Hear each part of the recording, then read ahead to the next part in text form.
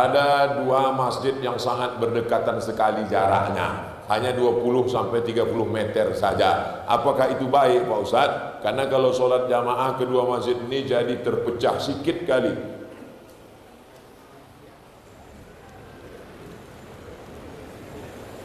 Ini Masjid Husain, karena di dalam masjid itu ada kepala Husain, cucu Nabi Sayyidina Husain. Nabi punya anak Fatimah, Fatimah punya anak Husain. Kepala Husain ada di belakang. Ini jalan raya, ini Masjid Al-Azhar. Nanti kalau Bapak ke Mesir, Kairo, mana tempat Ustaz Somad kuliah dulu? Ini Masjid Al-Azhar. Ini jalan raya, ini Masjid Husain. Jarak antara Masjid Al-Azhar dengan Masjid Husain dekat. Azannya bersaut-sautan. Itu dalil bagi orang yang melarang tak boleh bangun masjid berdekat-dekatan. Boleh, tapi sama-sama penuh. Ini dua masjid dekat sama-sama kosong.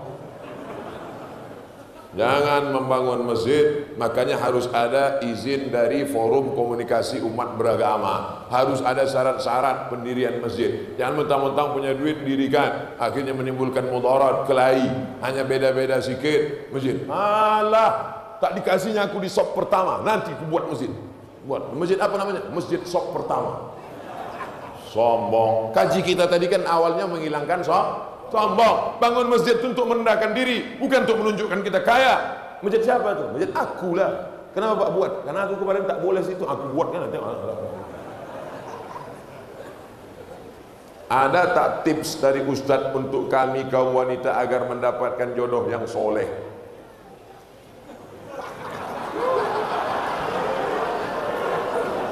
Jodoh itu rezeki apa tak rezeki?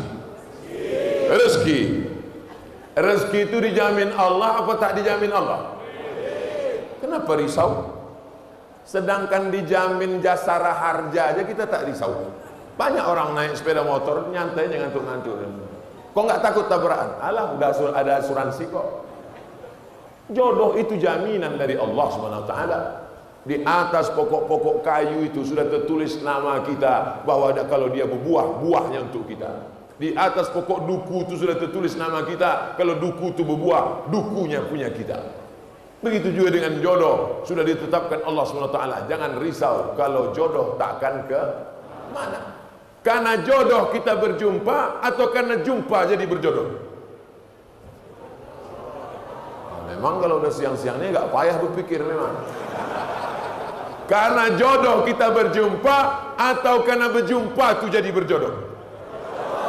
Karena ada jodoh lah maka berjumpa. Kalau tak ada jodoh takkan berjumpa. Makanya kata Imam Al-Hasan Al-Basri, alimtu anna rizqi la yakhuzuhu ghairi. Aku tahu rezekiku takkan mungkin diambil orang. Fatma'anna qalbi. Jodoh adik-adikku takkan mungkin dilarikan kucing. Nah, oleh sebab itu ini keyakinan masalah iman. Tapi ada usaha. Ini jodoh saya. Ini air, ini jodoh saya.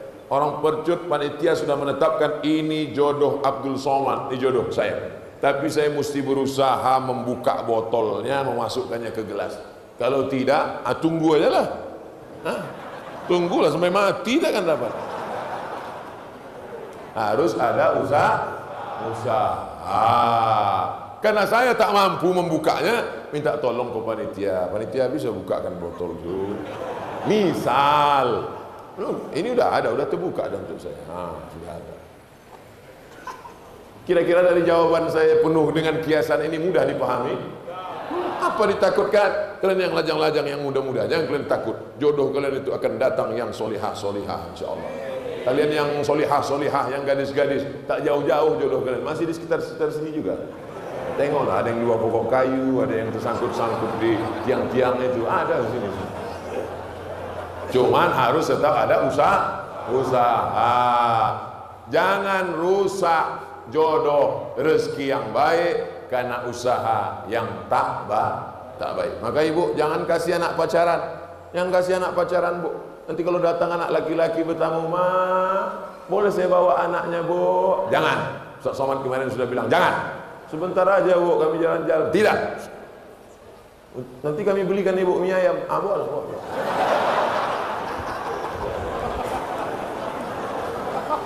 Murah kali anak gadis. Ustaz, saya mengizinkan suami saya kawin lagi. Nampaknya yang menulis ini laki-laki, tapi dalam hati kita dongkol. Bagaimana tuh Pak Ustaz? Masuk surga apa tidak? Masuk, cuma agak lambat sedikit.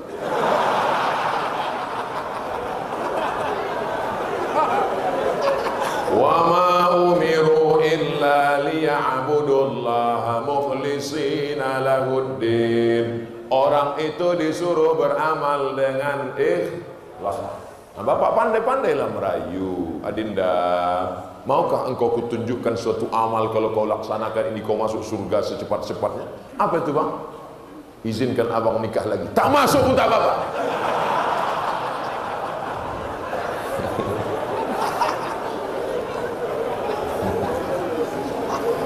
Ibu jangan takut suaminya nikah lagi, karena Negara Kesatuan Republik Indonesia sudah menetapkan peraturan mereka tak mungkin bisa nikah kalau tidak ada tanda tangan dari istri pertama di atas matre 6.000. Oleh sebab itu ibu hati-hati kalau ada di laci nampak matre 6.000.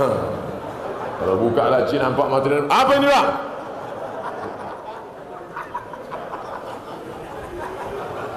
Ibu tak usah takut. Ibu tak usah takut, tak usah sedih, tak usah cemas. Mereka ini tak ada yang berani. Udah aku tengok pucat-pucat semua muka. Bagaimana hukumnya mengadakan jamu laut, kenduri, nelayan dengan memotong kepala kambing, kepala kerbau untuk menghanyutkannya ke laut?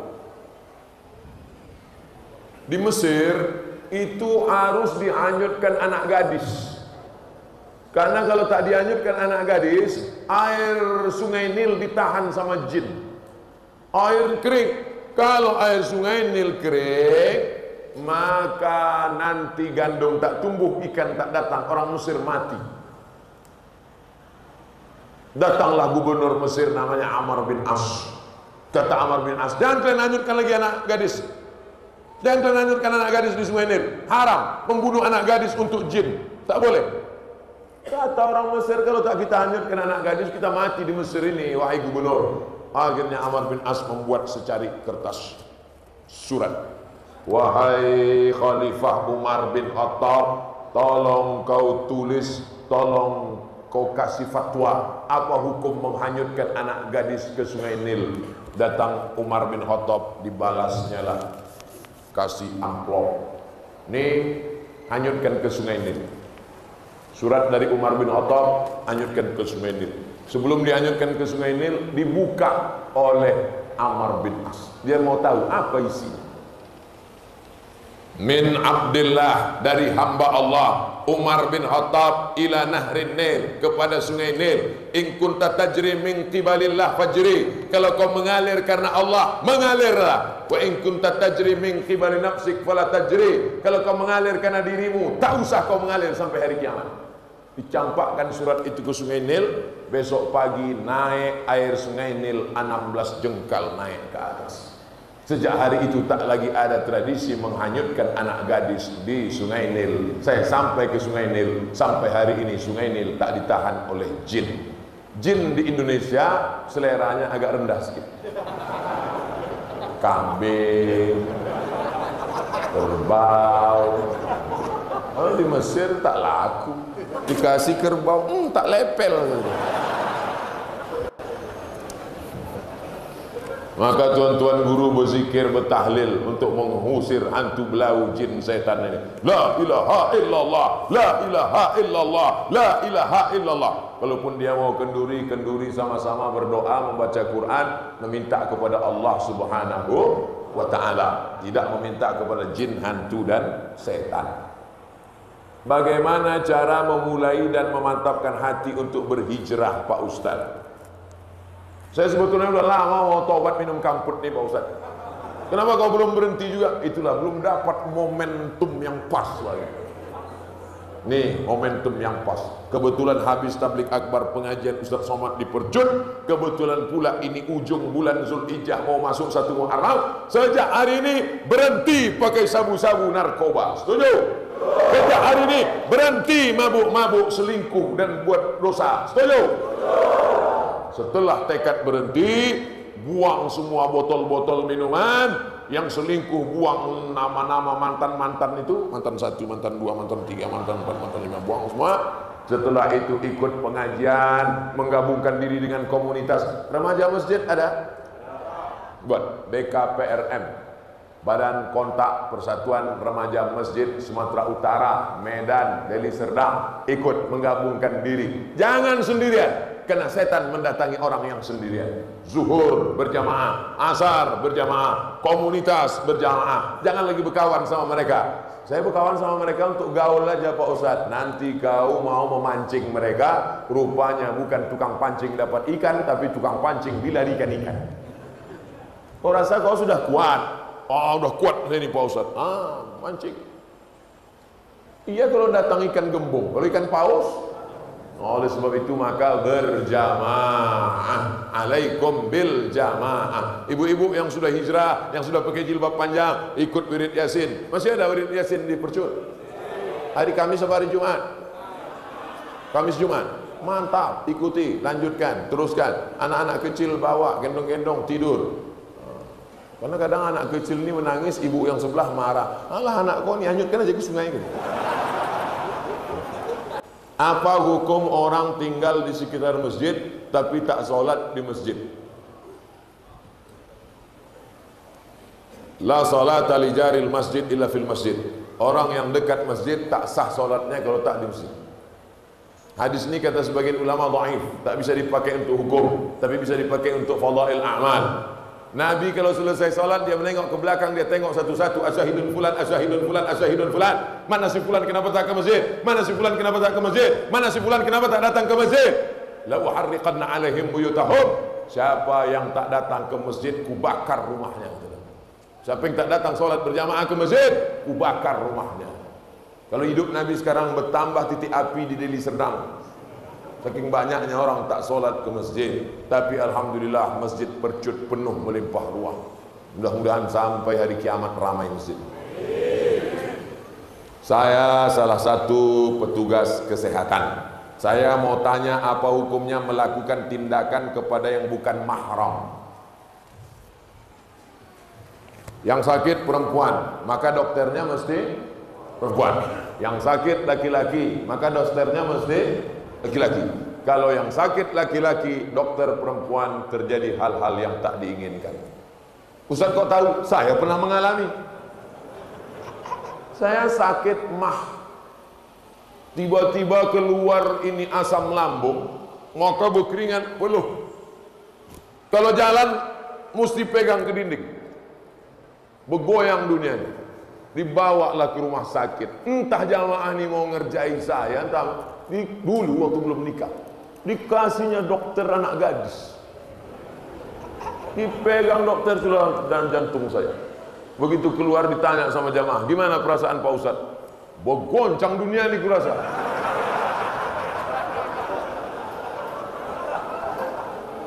Ingat saya orang ngerjain saya itu sekarang. Oleh sebab itu akan datang dokter laki-laki dengan dokter laki-laki, dokter perempuan dengan dokter perempuan. Sekarang tak seimbang antara banyaknya dokter SPOG, spesialis obgyn, spesialis kandungan, dengan perempuan yang mengandung. Karena tak seimbang banyaknya dokter perempuan dengan perempuan yang mengandung, akhirnya mau tak mau dipakailah dokter laki-laki. Karena pilihannya hanya dua, pilih dua. Ibu dokternya mesti laki-laki, dokter perempuan enggak ada lagi, habis sudah. Jadi gimana? Pilih dua, melahirkan sendiri atau pakai dokter laki-laki. Tak mungkin dia melahirkan sendiri karena takut mati. Jadi hukum asalnya dokter perempuan untuk perempuan, dokter laki-laki untuk laki-laki. Tapi kalau darurat tingkat tinggi, pilihannya dua antara mati atau dokter laki-laki, maka tak boleh pilih mati. Bang, aku hamil nih, nanti melahirkan anak masih dokter perempuan bang. Mohon maaf deh, dokter perempuan sudah habis. Jadi paksa dokter laki-laki. Aku tak mau. Pilihannya cuma dua deh. Kau pakai dokter laki-laki atau mati? Aku pilih mati aja. Tak boleh. Darurat. Ad-darurat tubihul mahzurat. Begitu juga kalau ada kecelakaan di kampung. Kebetulan pasiennya perempuan. Satu-satunya dokter puskesmas laki-laki. Tiba-tiba terjadi pilihannya dua, tolong karena darahnya sudah habis banyak, atau dibiarkan. Tiba-tiba datang Pak Dokter, gimana nih Pak Dokter? Kita biarkan aja dia mati. Harus tolong, karena di situ ada darurat. Pelajaran dari sini, anak-anak ibu yang perempuan masukkan ke fakultas kedokteran supaya dia bisa beramal menolong pasien perempuan muslimah. Amin. Bagaimana menjadi sebaik-baik wanita yang kelak Allah janjikan masuk ke dalam surga? Posisi saya sebagai istri hanya salah sama suami. Bagaimana cara saya menebus kesalahan saya, Pak Ustadz? Ciri perempuan soleha ada 4. Iza amartaha ata'atka, kalau disuruh dia patuh. Ciri perempuan soleha pertama, kalau dia suruh ata'atka, kalau disuruh patuh. Adinda, masakkan abang, sudah siap bang. Kok cepat kali? Ku beli nasi bungkus tadi.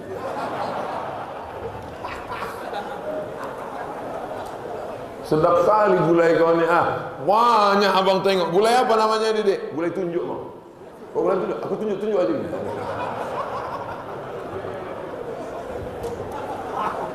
Dua, iza nazarta ilaiha sa'arratka, kalau kau tengok dia hatimu senang. Itu ciri perempuan soleh. Asal kau tengok senang hatimu, sejuk matamu menengok dia. Masya Allah Pak Ustaz, saya senang kali nengok dia. Bini kau? Enggak, bini kawan aku.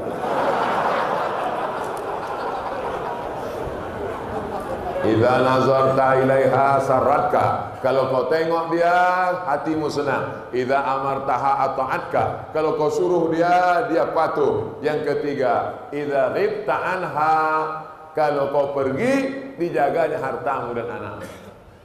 Pergi kau, anakmu dan hartamu dijaganya. Jangan sampai pergi kau 1 hari hilang kulkas, pergi sehari lagi hilang rumah, pergi 3 hari dia hilang.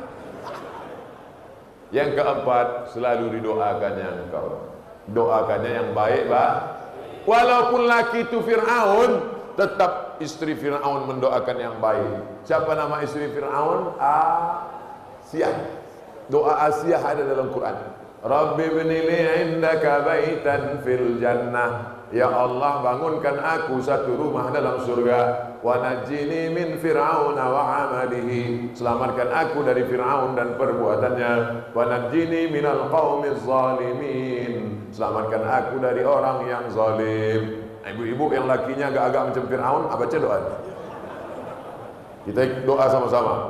Rabbi ibni li 'indaka baitan fil jannah wa najjini min fir'aun wa 'amalihi wa najjini minal qaumiz zalimin. Insyaallah 2 gendang. Kalau tak berhenti dia minum khamar, taubat dia, atau tenggelam dia di laut merah macam Fir'aun.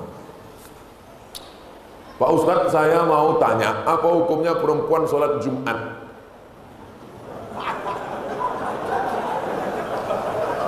Nanti ibu pergi umrah bulan Januari, umrah bersama Ustadz Abdul Somad dengan Grand Sofa Nauli Ustadz Iqbal. Bulan Januari kita pergi umrah bersama. Ongkosnya Pak Ustadz bayar masing-masing. Nanti itu kebetulan ada hari Jumat. Hari Jumat di Makkah atau hari Jumat di Madinah, dan perempuan di sana sholat Jumat. Maka ibu sholat Jumat, dengarkan khutbah Jumat. Tapi kami tak paham khutbah Jumat pakai bahasa Arab Pak Ustaz. Ada translator by Indonesian language, pakai airport. Gimana khutbah di Makkah tadi ibu? Entah tidur. Jadi perempuan sholat Jumat hukumnya mubah, boleh. Dan perempuan kalau sudah sholat Jumat tidak perlu sholat zuhur. Kenapa perempuan tak boleh sholat Jumat? Siapa bilang tak boleh? Inilah dia bertanya, dia belum jawab. Perempuan sholat Jumat boleh. Di Makkah, Madinah, di Jawa pun di sebagian tempat ada sholat Jumat. Dan perempuan kalau sudah sholat Jumat tak perlu sholat zuhur. Siapa bilang tak boleh? Kenapa perempuan nunggu laki-laki pulang sholat Jumat baru sholat zuhur? Karena zaman dulu tak ada jam. Zaman dulu tak ada jam. Jadi dia nunggu di rumah. Balik lakinya, barulah. Oh, abang udah sholat Jumat tadi bang? Udah, baru dia sholat. Padahal lakinya itu singgah pula main gaplik kejap. Sholat Jumat masuk waktunya sama dengan waktu sholat zuhur. Sekarang jam 12.29. Allahu Akbar, Allahu Akbar. Habis azan, ibu sholat. Karena sudah masuk waktu sholat. Cuman zaman dulu takut kalau nengok matahari entah mendung. Maka jangan ikut azan HP. Azan HP itu tak semuanya betul. Apalagi waktu sedang buka puasa. Udah makan rupanya setelan jam Jakarta. Semoga Pak Ustadz dalam lindungan Allah, amin. Di daerah kami ini dominan sebagai pedagang ikan. Apakah riba dalam berdagang ikan? Jual gandum bayar gandum, riba. Jual korma bayar korma, riba. Jual emas bayar emas, riba. Jual garam bayar garam, riba. Adapun jual ikan bayar duit, tak riba. Karena di situ ada transaksi jual beli. Aku beli ikan ini sekilo 50.000 tunai, sah. Selama tak ada tipu. Bagus ikan ni, bagus. Coba tengok insangnya merah kan? Merah. Rupanya darah daging kurban. Ini lepoh-lepoh kayaknya ke situ. Jolos kan. Merah. Oleh sebab itu jangan tipu. Kadang-kadang ikan ni sampai lalat pun tak mau hinggap di situ. Ada lalat tak mau hinggap di ikan karena ikan sudah disiram formalin, segar ikan. Lalat pun tak mau. Datang orang-orang kaya itu beli ikan. Wah, ini ikan bagus. Banyak orang kaya cepat mati gara-gara makan ikan formalin. Lalat pun heran. Aku aja tak mau, kalian mau kata lalat. Jangan ada tipu. Nabi masuk ke pasar, Nabi masukkan tangannya ke dalam gandum, Nabi masukkan tangannya ke dalam korma, di dalam basah, di luar kering, di dalam busuk, di luar bagus. Kata Nabi, "Ma hadza ya sahibat ta'am." Hei penjual, kenapa nih begini? Kata penjual, "Asabahul matar," kena hujan. Kenapa kau tutup?